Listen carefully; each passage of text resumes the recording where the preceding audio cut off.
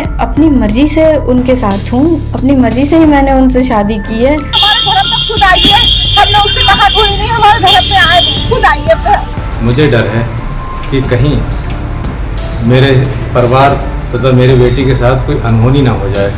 हम दोनों को चैन से सुकून से रहने दें, अपनी जो ये कार्रवाई है उसको बंद करें। बहुत बड़ा खतरा मेरे ऊपर मंडरा रहा है। वो लड़की जब राजी है, सब बातों पर राजी है, तो उसे क्यों परेशान करा जा रहा है, उसे क्यों भेजा जा रहा है। उत्तर प्रदेश के जिला बरेली में संजना और अरशद के अंतरधार्मिक प्रेम विवाह ने एक नया मोड़ ले लिया है। पिछले करीब 15 दिनों से नारी निकेतन में रह रही संजना ने स्थानीय अदालत में अपने 164 के बयान दर्ज करा दिए हैं। सिविल जज जूनियर डिवीजन 2 रचना रावत की कोर्ट के समक्ष संजना ने अपने बयान दर्ज कराए हैं, जिसे एक सील बंद लिफाफे में मुख्य न्यायिक मजिस्ट्रेट CJM के यहाँ भेज दिया गया है। आपको बताएंगे कि संजना ने अपने बयान में क्या कहा है, लेकिन इससे पहले ये जान लेते हैं कि संजना को नारी निकेतन से अब कहां भेजा गया है।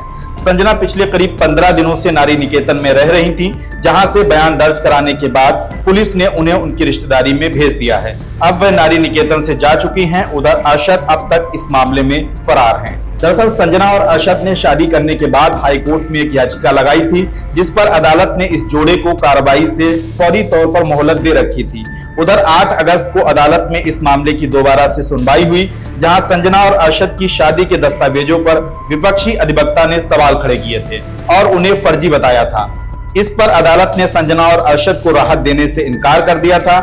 हाईकोर्ट से स्टे हटते ही पुलिस अरशद के खिलाफ संजना के अपहरण के मामले में कार्रवाई करने को लेकर स्वतंत्र हो गई। चूंकि अरशद अभी तक फरार हैं और पुलिस उसकी तलाश में जुटी हुई है। इधर संजना के 164 के बयान भी दर्ज होने थे, तो इन सभी पहलुओं को लेकर एक असमंजस की स्थिति बनी हुई थी कि आखिर इस केस में अब क्या होने जा रहा है। लेकिन अब काफी हद तक तस्वीर साफ हो चुकी है। बताते हैं कि अरशद ने संजना के साथ शादी के जो डॉक्यूमेंट बनाए थे उसमें उनकी उम्र 21 साल से कम है, इसलिए कानूनी तौर पर उनकी शादी वैध नहीं हो सकती है और इस तरह अरशद पर पुलिस कार्रवाई करने को लेकर स्वतंत्र हो गई है।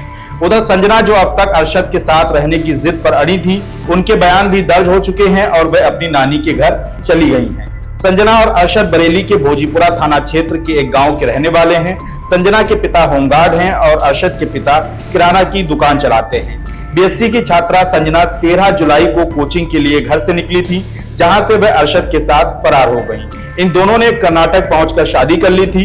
इससे पहले संजना ने अपना धर्म बदलकर इस्लाम धर्म कबूल कर लिया था और अपना नया नाम शनाया रख लिया था। संजना ने 2 वीडियो जारी करके अरशद के साथ मर्जी से जाने की बात खुद ही बताई थी। उधर बेटी के घर से गायब होने पर संजना के पिता ने पुलिस में शिकायत की थी, लेकिन कोई कार्रवाई नहीं हुई। बाद में इस मामले में हिंदूवादी संगठनों ने भोजीपुरा थाने में जमकर हंगामा काटा था। इस मामले में लापरवाही पर एक दरोगा रिंकू सिंह को पुलिस ने सस्पेंड कर दिया था और 16 जुलाई को अरशद के खिलाफ संजना की अपहरण का केस दर्ज कर लिया था। पुलिस जब संजना और अरशद की तलाश में जुटी हुई थी, तभी ये जोड़ा शादी करने के बाद इलाहाबाद हाईकोर्ट पहुंच गया, जहां एक याचिका दायर की थी। कोर्ट ने अगली सुनवाई यानी 5 अगस्त तक इनके खिलाफ किसी भी तरह की कठोर कार्रवाई पर रोक लगा दी थी। लेकिन इधर 5 और 8 अगस्त को इस मामले में दोबारा सुनवाई हुई। उसके बाद अरशद और संजना को हाई कोर्ट से जो राहत मिली थी वो खत्म हो गई है और अरशद कार्रवाई की जद में आ गए हैं। इससे पहले अरशद के परिवार पर शिकंजा कसने के दौरान संजना बरेली वापस लौट आई थी, जहां पुलिस के समक्ष अपने बयान दर्ज कराए थे और उसके बाद उनके 164 के बयान दर्ज होने थे। इससे पहले संजना को लेकर काफी हंगामा बरपा था और कचहरी के बाहर कुछ लोगों ने उन्हें जबरन खींचने का प्रयास तक किया था। इसलिए पुलिस ने संजना की सुरक्षा को लेकर उन्हें नारी निकेतन में रखा हुआ था। अब संजना और अरशद का ये केस किस मोड़ पर पहुंच चुका है, लगभग ये पूरी तरह से साफ हो गया है। इस मामले में अरशद के खिलाफ कार्रवाई होना लगभग तय माना जा रहा है और संजना को पुलिस ने उनकी रिश्तेदारी में भेज दिया है।